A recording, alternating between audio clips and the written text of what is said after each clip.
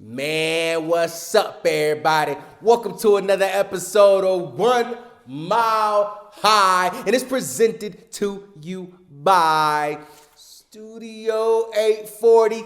Shout out to 1090 Jake. Y'all know where I got that from. Anyways, what's up, Broncos country? Where the fuck y'all niggas been?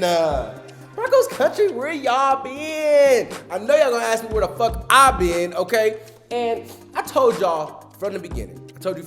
I am not a Broncos reporter, okay? I am a fan, okay? So I'm not about to come over here and make a whole bunch of fucking content about every little thing the Broncos did. We got some new coaches, and that's great, okay? But ain't shit happened when it comes to football or football players for a minute, okay? So I took I told y'all, that's not what I'm not doing that. I'm not doing that, okay? But the energy's back, motherfucker, because there is about to be quite a bit of Bronco news, okay? Quite a bit of Bronco news. Obviously, okay, I'm recording this on a Monday. There's supposed to be some Aaron Rodgers talks. He's supposed to either make a decision by tomorrow, or today, Tuesday, as y'all seeing this. And if he does, sometime later in the day, I'll make another video if he decides to come to the Broncos, obviously. If y'all know, Von Miller hopped up on the motherfucking Instagram talking about, what up, Broncos country? So, there's about to be some shit to talk about. There is about to be some shit to talk about. So just relax. Now, this video is going to be about the top 5 free agents the Denver Broncos should start to look at, okay? Top 5, all right? And, we're gonna run through them. And so y'all should know some of these players. There's a couple players y'all may not know, but hey, that's the name of the game, all right? So number 1, the number 1 free agent the Denver Broncos should go after. J.C. Jackson. Yes, the cornerback out of, who is he at? New England. Absolutely. I know everybody's gonna be like, well, we got Pat Surtain. Why would we need to pay, because he's gonna be wanting that 80 mil, 100 mil. He deserves it. Okay, he deserves it. But I look at it like this. You got Pat Surtain, right? Who just came off a phenomenal, a really, really solid, let me not say phenomenal, a very solid rookie campaign. He looks very promising. Right? But we all know that the Denver Broncos do not have another, there is not one second corner, outside corner. There's not one. Now, I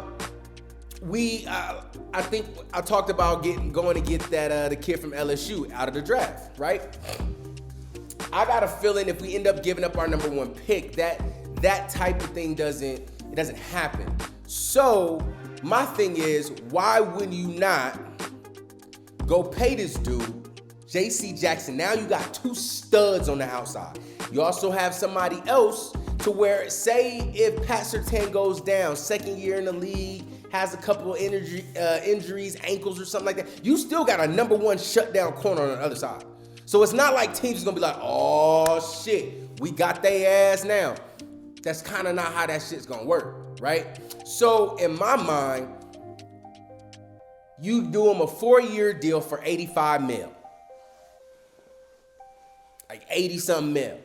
So it's not the Jalen Ramsey 5-year, 100 million, but it's 4 years, right? Because that puts you right at the mark of when you're going to be needing to write a new contract for Pat Surtain.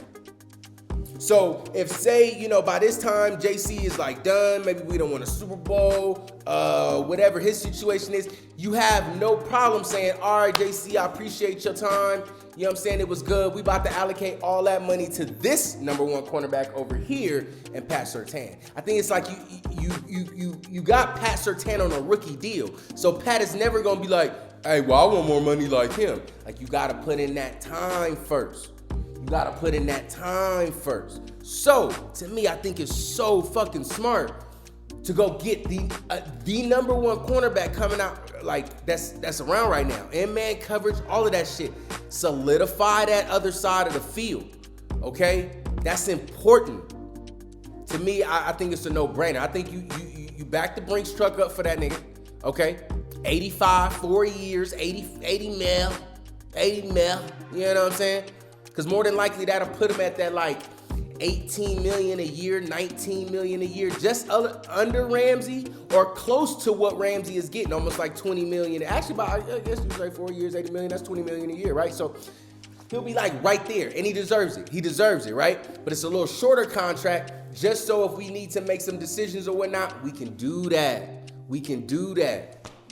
To me, that's what I'm thinking. That's what I'm thinking, right? Number 2, I already kind of said it earlier. Von fucking Miller. Bring Von back. Bring 58 back, man. I think that'll be one of the smartest things you can do because Bradley Chubb hasn't panned out. So with a defense still coming along, you know what I'm saying? You can say, look, Bradley, we gonna give Von his shit back. He gonna get his 4 years. He gonna finish off his career. He'll be about 37 years old. That's all Von really needs. Von only needs about 4 more years. He only really wants 4 more years, 3, maybe 4 more years, right? Well, next year, they're going to be having to talk about what they're going to do with Bradley Chubb. Bradley Chubb bullshits again, injury prone, doesn't play. He's out of here anyway. You already then got a solidified cap on the other side. You know what I'm saying? It should also help Bradley Chubb if he has a guy like Von still on the other side because maybe he can get single coverage and he could do what he's fucking supposed to do. You know what I mean? So, number 2, the second top free agent that we should be looking at, man, you gotta go back and look at Von, man. That will be such a great thing for Broncos country, great thing for Von, and I think a great thing for the Denver Broncos as we stand right now.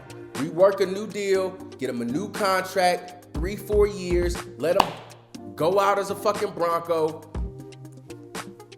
Come on, man.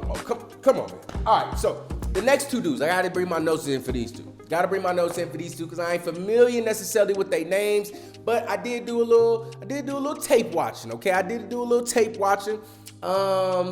these 2 cats, James Daniels and Laken Tomlinson, okay? They are both guards, okay? The 2, pretty much the 2 top guards in free agency this year.